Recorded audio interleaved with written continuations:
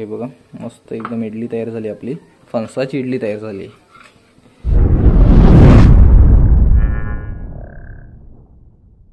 नमस्कार मित्रांनो, मी तेजस गुरु पुन्हा एकदा स्वागत आहे तुमचं आपल्या चॅनलच्या एका नवीन व्हिडिओमध्ये। तर मित्रांनो, या व्हिडिओमध्ये ना तुम्हाला कोकणी ऑथेंटिक अशी रेसिपी बघायला मिळणार आहे। तर पिकलेल्या बारक्या फणसापासून सांधण बनवायचं आहे आज आपल्याला। तर दाखवतो तुम्हाला कशा प्रकारे बनवतात। तर छान अशी रेसिपी आहे। तर मित्रांनो, इकडे फणस आहेत पिक्के, बारके फणस आहेत बघा। तर मस्तपैकी पिकला आहे, हा पण मस्तपैकी पिक्का आहे आणि हा पण पिकलेलाच आहे, हा कच्चा आहे। तर इकडे आपल्याला ना पहिल्यांदा तांदळाचा रवा बनवून घ्यायचा आहे। तर त्यासाठी इकडे तांदूळ भाजून घ्यायचे आहेत पहिल्यांदा। तर इकडे माझी आई आहे, इकडे तांदूळ भाजून घेते आई।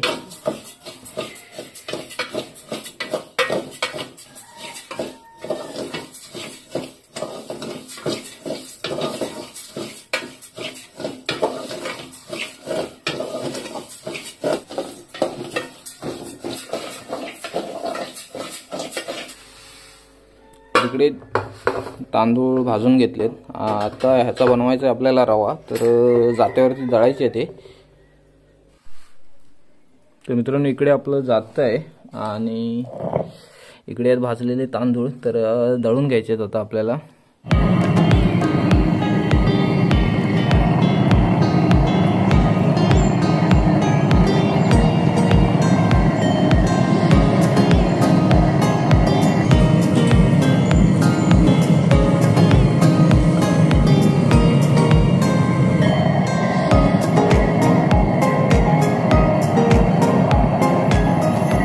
ओके, तर इकडे बघा आपला तांदळाचा रवा रेडी झाला आहे। तर चाळावं लागेल ना, तर चाळून घ्यायला लागेल थोडासा, कारण त्याच्यामध्ये थोडे मध्ये मध्ये जाड तांदूळ आहेत बघा। तर इकडे तांदळाचा रवा आपला रेडी झाला आहे। तर बघा, जास्त आपल्याला बारीक नाही करायचं आहे पिठासारखा। तर आता आपल्याला काढायचा आहे गऱ्यांचा रस काढून घ्यायचा आहे। तर इकडे फणस कापते आई।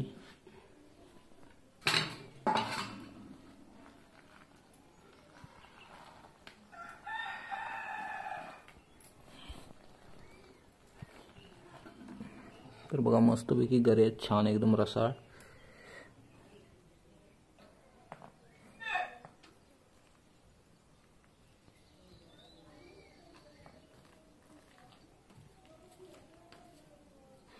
तर इकडे ना बिया काढल्यात फणसाच्या, म्हणजे आठवड्या काढल्यात, आमच्याकडे आठवड्या बोलतात।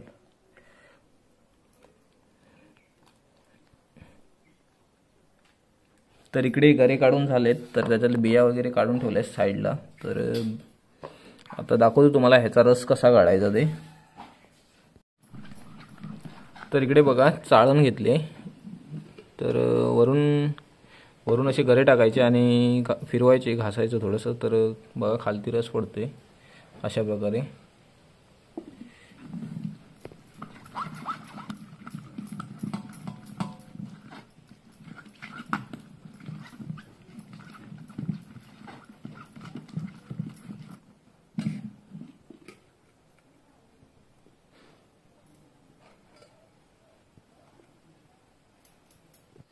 तर इकडे बघा एवढा मस्तपैकी रस निघालाय गऱ्यांचा, आणि हे इकडे जाड जाड भाग होता तो काढून टाकलाय।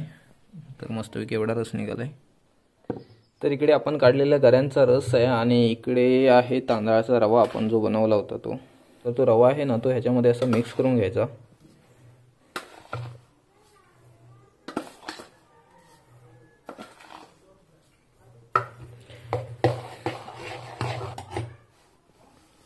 तर मित्रांनो, ह्या तांदळाच्या रव्याच्या बदल्यात तुम्ही रवाही वापरू शकता, आपला जो मार्केटमध्ये आपल्याला रवा भेटतो तोही वापरू शकता तुम्ही। तर आपण एकदम पारंपरिक पद्धतीने बनवतोय, सो रवा नाही वापरलाय।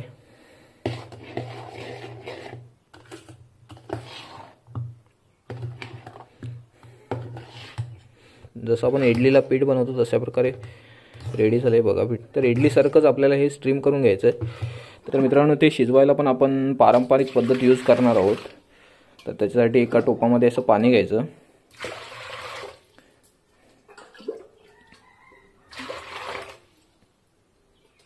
तर त्याच्यावरती असा कपडा बांधायचा आपल्याला कॉटनचा। तर टोपामध्ये ठेवले पाणी, आणि असं बांधून घ्यायचं रशीने मस्तपैकी घट्ट एकदम. तर अशा प्रकारे आपला पारंपरिक स्टीमर रेडी झाला आहे. तर हे आधी आपण गॅसवर ठेवून घेऊ, त्याच्यातलं पाणी गरम होऊ देत. तर इकडे गॅसवर ठेवलं आहे. मित्रांनो तुम्ही इडलीच्या भांड्यातही करू शकता. तर अशा प्रकारे मिश्रण भरून घ्यायचं.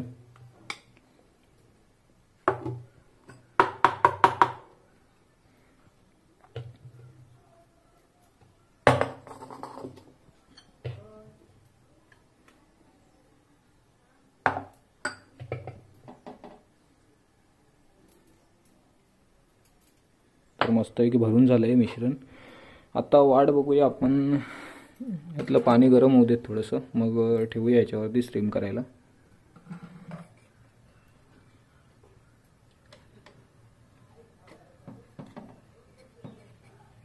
तर इकडे ठेवलं आहे. आता त्याच्यावरती आपल्याला झाकण ठेवायचं आहे. ओके, तर मस्तपैकी झाकण ठेवलं आहे. तर आता आपल्याला वाट बघायची, ते आतमध्ये शिजतील त्याची. तर इकडे आपलं सांधण ठेवलं आहे ऑलरेडी स्टीम करायला. तर आणि इकडे बघा इडलीचं भांडं ठेवलं आहे गॅसवरती. आणि जे उरलेलं आपलं मिश्रण आहे त्याच्या इडल्या बनवते आई मस्तपैकी. इडल्या म्हणजे सांधणच, फक्त आकार इडलीसारखा येणार त्याचा.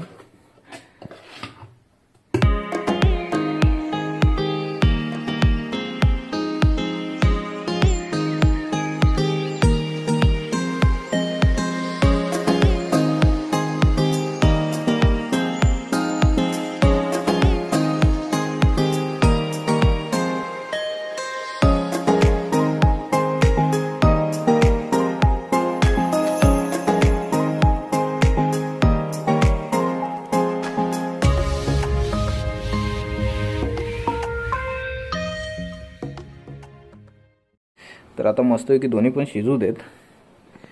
आपलं सांधण रेडी झालं आहे. तर इकडे बघा हे काढलं आहे मी. तरी असं उलटं ठोकवलं ना की सहज निघतात बघा. तर बघा मस्तपैकी निघून आलं आहे. तर इकडे आपल्या इडल्या आहेत. तरी आपलं वाटीमधलं सांधण तर मस्त निघालं आहे. तर आपल्या इडल्या निघतात काय बघूया. निघाली मस्त. हे बघा मस्त एकदम इडली तयार झाली आपली. फणसाची इडली तयार झाली.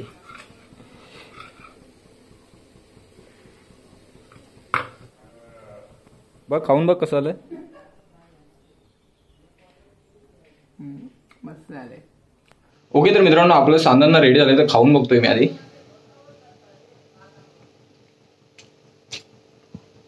एकदम मस्त आलंय, छान. आणि गोड पण मस्त झालंय. तर साखर वगैरे काय ऍड केली नव्हती ॲडिशनल, फक्त गाऱ्यांचा रस होता. तर खूप छान झालंय. व्हिडिओ आवडला असेल तर लाईक करा आणि चॅनलला सबस्क्राईब करायला विसरू नका. धन्यवाद. भेटू लवकर एका नवीन व्हिडिओमध्ये.